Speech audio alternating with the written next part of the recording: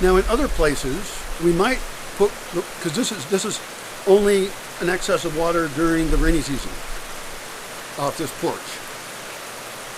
So what about the dry season?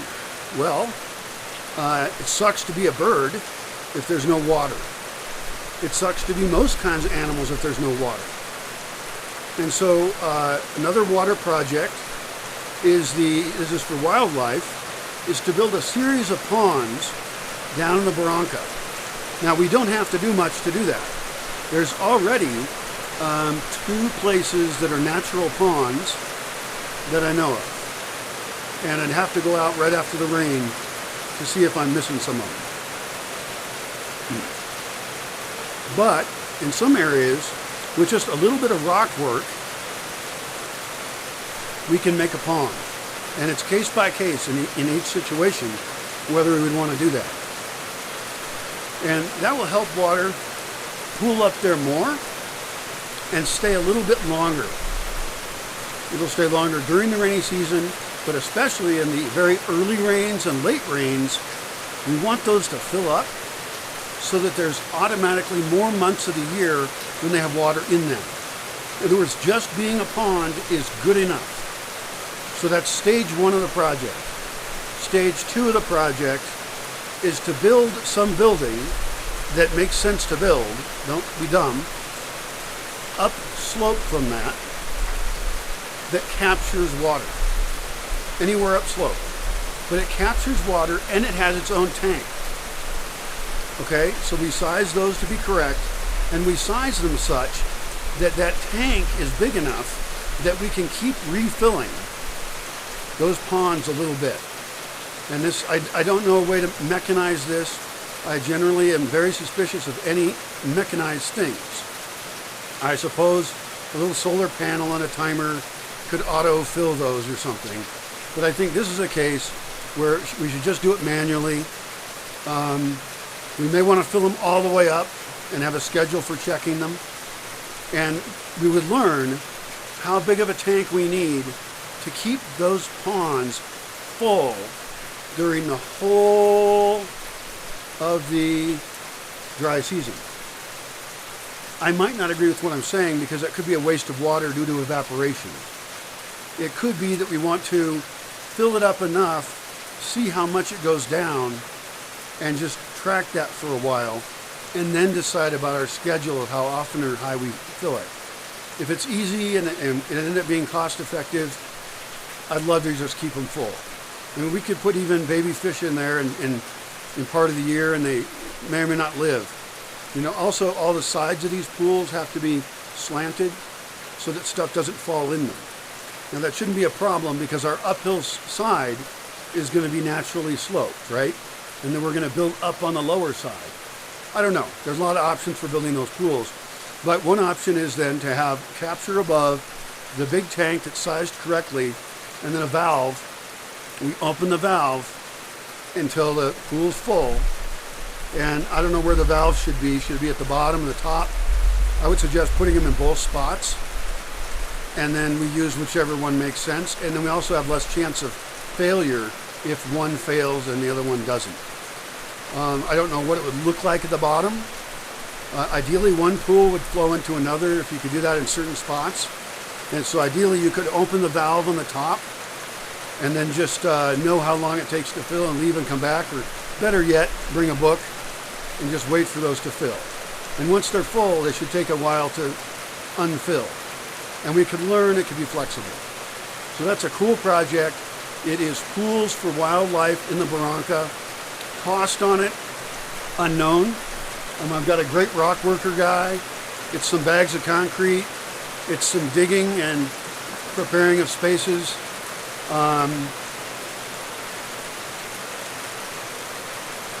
The pools are not that expensive and should be built immediately because they will fill, and like I say, we get those 2 months on either side.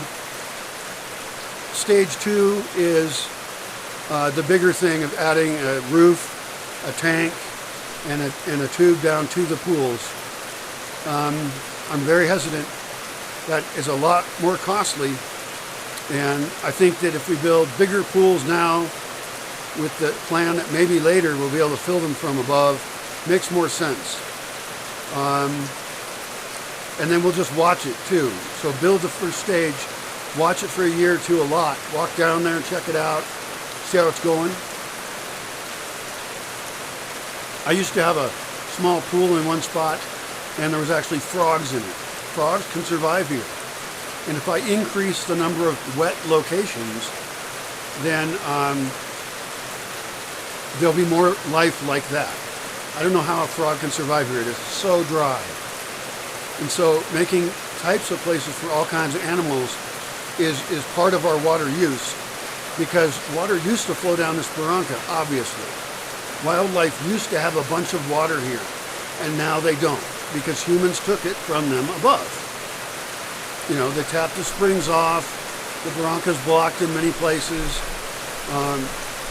So it's just a changed ecosystem. And so I think it's our responsibility as human beings to look at water and how it flows in the landscape and think about how we damage that and think about what opportunities we have for fixing that. Because we've sinned when it comes to our use of water. And civilizations have fallen because of that kind of thing. So the projects that we do here should reflect our interest in having human civilization get back in tune with how water works. Not build things that flood. Not make mudslides. You know, thinking about all the things we build and where that water goes and what effect it has on everything, including us. Because you could build in a way that, you know, your foundation of your building would give way. I have a building that's moving partly down slope, and it's not good. That's a bad thing. It was not dug in far enough. What else about water projects? Local water projects, we want to share the ideas that we have about composting toilets and saunas and ways of doing things to encourage others. The composting toilet's the biggest one. If we can evangelize that and have it be out in the community, that would be a big win for the community forever. And then that could catch on to other people as well. It could be done.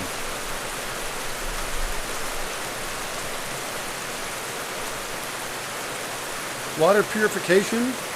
I don't know. Let's talk about that briefly.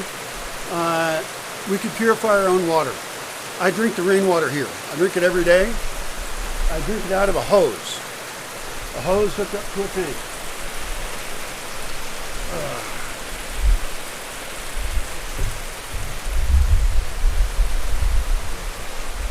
There's the tank up there. That's the total amount of storage I have. And then I have to survive out of the water that comes out of this hose, this garden hose, for the entire dry season. The only sink here is an outdoor sink. So we can figure out, and this is another project, I don't know if I would fund it separately, but how can we have kitchens use less water?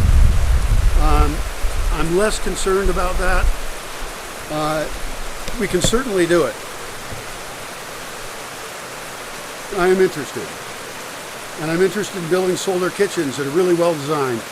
So actually kitchen redesign and construction project does affect water. The other use of water that we would want to get rid of is laundry. And my primary solution for that is that people be dirtier. Just don't wash your clothes all the goddamn time. People are crazy about that. I think that right now we have a hand washing station, and that reduces the use of laundry quite a bit. So, you know, people end up washing their underwear but not the rest of their clothes, stuff like that. Also, I would like to encourage in a local community near here that they start a laundry within walking distance, and that way, because they have more water in town, and it's sort of cheating. It breaks the Bosque experience a little bit, but hey, if we don't have systems set up very well here, and I'm not collecting enough water, then in some cases I want to outsource that function, and some people might want their clothing cleaned more. And also, I love the idea of people going to town and paying someone to do a service for them. I want to help the community over there. So, but I do think about solutions for washing here. Washing dishes, there's ways to reduce that. You know, the way I serve breakfast reduces water. So the way we run the food system, all the way through it. That's pretty much it for water use and projects that I can think of at the moment. Obviously, each project needs a more thorough description, and it needs a budget and a timeline and a plan for who would do it and how, and a bunch of questions about it that I have. I don't know everything. And a list of who wants to be on the team philosophically of thinking about that thing, and then if people want to finance it. Because everything takes time. And my time, I have to survive. I can't do it for free anymore. So I can carefully involve other people, and we can come up with very innovative water solutions that serve the entire world.